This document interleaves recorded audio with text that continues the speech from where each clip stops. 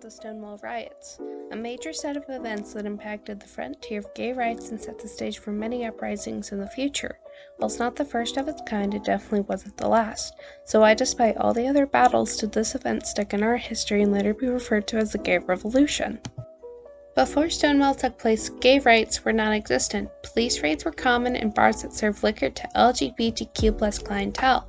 They could, and sometimes would, arrest gay and lesbian men and women for touching, kissing, or dancing with partners of the same sex, as at the time is considered disorderly. A quote from Joe Negrelli, a writer present at Stonewall, who was 17 at the time, said in an interview with Insider magazine, said, "If two men or two women were holding hands in public, the nicest thing a police officer would do is demand they stop. Most of the time, they threw slurs at you and beat you with their baton." Stonewall was kicked off on the hot night of June 27th of 1969. The police on this particular evening were targeting a small LGBTQ+ accepting bar, Stonewall Inn. Whilst LGBTQ+ bars were quite a problem at the time, many were run by the mafia with high-paid clientele. If police got involved, they were either paid to look the other way or were threatened. Police didn't want to get involved with them. Stonewall wasn't a mafia-owned bar, it was a privately owned one. They wanted to shut down this bar not only for having clientele of queer-representing individuals, but also operating with a proper liquor license.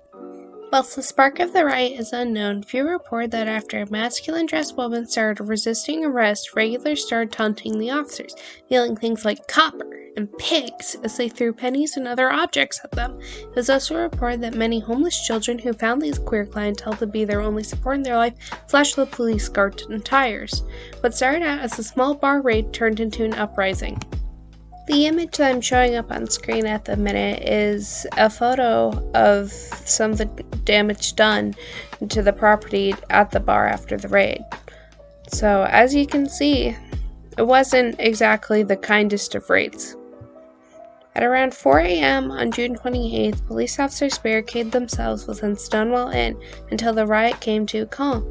The night the inn opened once more despite the raid the night prior. Only this time, they weren't delivering alcohol.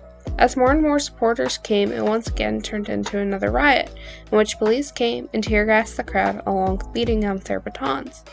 Over the course of the next few days, these riots kept occurring, and the inn became a gathering place. And when the police showed up after a few nights, they didn't use violence to calm the crowd, instead just mediating them verbally. Then, the newspaper started to cover the story of Stonewall. It was used as a means of discouraging the riots, resorting to homophobic slurs. One of the news headings that is still hung within the Stonewall Inn today is "Homo Nest Raided. Queen bees are stinging like mad." Another article written by Lucien Truscott IV, who is a part of the Village Voice, another one of many news stations, wrote this in his report: "Limp wrists were left forgotten," when referring to the violence of the retaliating crowds against the police. But his use of crude slurs such as faggot and faggotry angered many to another riot occurred outside of the publisher's office. After quite a few nights, the riots did come to an end on July 3rd of 1969. Before I get too far into how this impacted our society, I felt I had to mention two amazing people who, even after Stonewall, impacted the gay rights activism. Marsha P. Johnson was an African-American transgendered woman assigned male at birth. She always had loved wearing feminine clothing, starting at the age of 5 wearing dresses. Her and Sylvia Rivera, a woman I will be referring to later, arrived at Stonewall at 2 a.m. the morning of June 28th.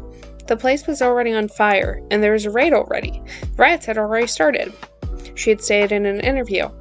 Although there are many different stories of what she did at Stonewall, one thing was kept in common: she was on the front lines.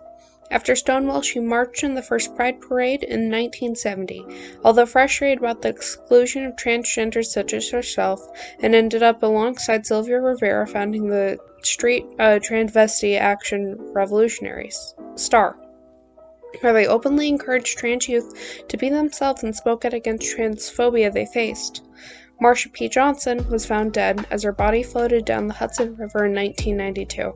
Immediately, it was ruled as a suicide, but was later reopened as a possible homicide case. We never found the culprit. Sylvia Rivera was a Puerto Rican trans woman who was raised by her grandparents. In 1963, she met and became friends with Johnson. It was rumored that she may have thrown the first cocktail during the first riot. During an interview, she was asked about it, and she said while she didn't throw the first, she definitely threw the second. During Stonewall, for the 6 nights, she refused to go home and sleep. Her reasoning behind this being, I'm not missing a minute of this. It's the revolution. In 1970, she and Johnson had faced the same discrimination. During the 1973 parade, although she participated, she wasn't allowed to speak. Despite this, she grabbed the mic on stage and said, if it wasn't for the drag queen, there would be no gay liberation movement. We, the frontliners. Sylvia Rivera fought for transgender rights even after Marsha P. Johnson was killed for doing the same thing. In 2002, at the age of 50, she died of liver cancer, with her partner Julia Murray at her side at the time of death. The uprising of Stonewall inspired many, and although that battle had come to a close, the activism had found a new spark. The first year of the anniversary had come up and gone, bringing the first true Pride March that had led hundreds of queer-representing individuals marching together from 6th Avenue near Central Park down 15 blocks. The uprising had inspired many more of the fights against gay rights, not only in the States but also outside of our country. As Joe Negrelli said, if you had told me decades ago that the gay liberation movement would get to this point, where we'd go from being arrested, evicted, fired from our jobs for being gay, to now Supreme Court ruling we can't be discriminated against at work, I wouldn't believe you. I can't believe it's happened during my lifetime. The gay rights movement has come so far, and Stonewall inspired so many people. Not long before that, there was nothing. And then after people started taking their stand in the long fight for our rights,